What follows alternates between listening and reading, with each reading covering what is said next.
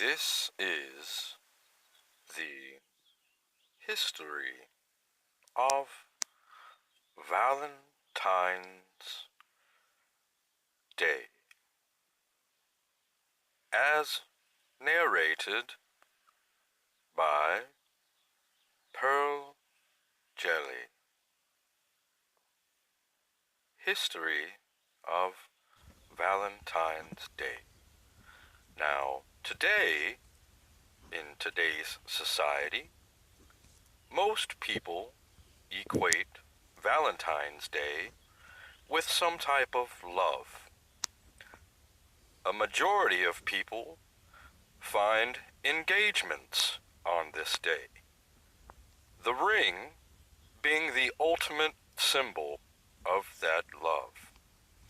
Now, along with engagements and marriages being associated with Valentine's Day, of course, we have all types of other things that are associated with Valentine's Day, such as the receiving of flowered bouquets, or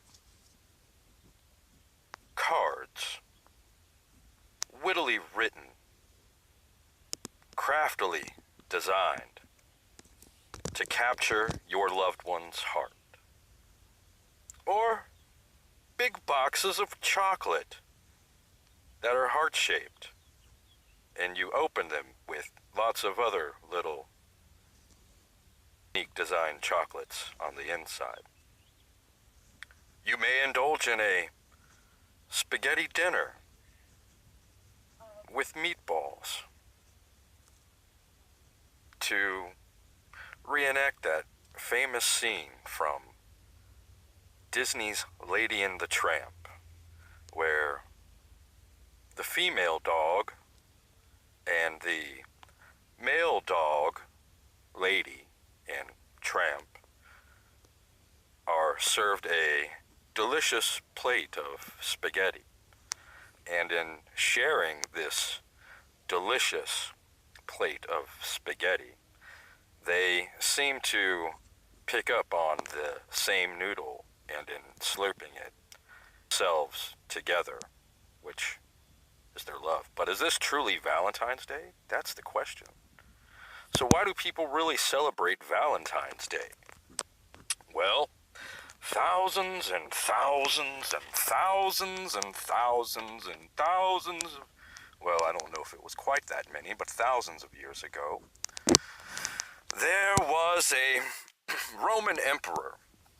And this Roman emperor had soldiers, and they went on conquests and fighting. Well, while they would be fighting, the women at home would be sad, depressed, because their men were out fighting. And while the men were out fighting, they were only thinking about coming back home to their women. Well, the Roman emperor, or the leader at the time, thought that it was bad for the war business for his soldiers to always be thinking about the women back home. Now, these men fought atrociously, ferociously, most bloodily violent in order to get back home to their women and to appease this leader, this man who tells them what to do, who gives them food. So the only thing that the Roman soldiers know to do is to go to war. And while they're at war, they think about back home. Now, the emperor always wants the soldiers to go farther and farther and farther away from home. But the soldiers just want to go back home to get back with their wives. So, after a bloody conquest and the emperor noticing that all his soldiers wanted to do was go back home to be with their women, he knew that his soldiers thinking about women was bad. It meant that they just wanted to go back home, and he couldn't get any more money.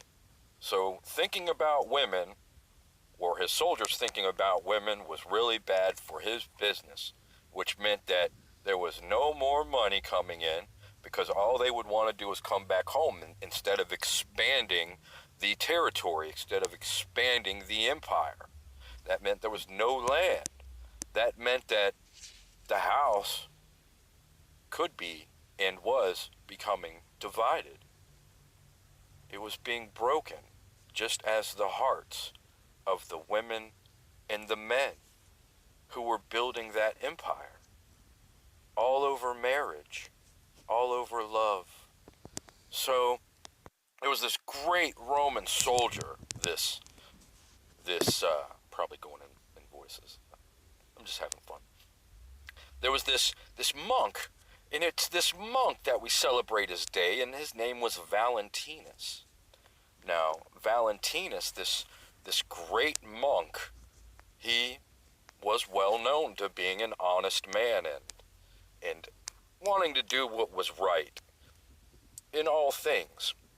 But once the ban on marriage came, it was on anyone found being married would be killed because it could harm the empire. Now, there was a soldier who went and asked Valentinus. And Valentinus, before they were going to go on this conquest, and the soldier had feared that he would die, and his wife wanted to be married to him. So and the monk had said yes on this early morning, which would be Valentine's Day, which we say February 14th, but it was really, really, really late at night.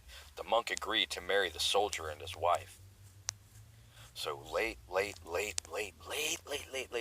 at night, with no one knowing, Valentinus married this soldier, this Roman soldier, and his wife in the middle of the night, to where no one would know what was going on.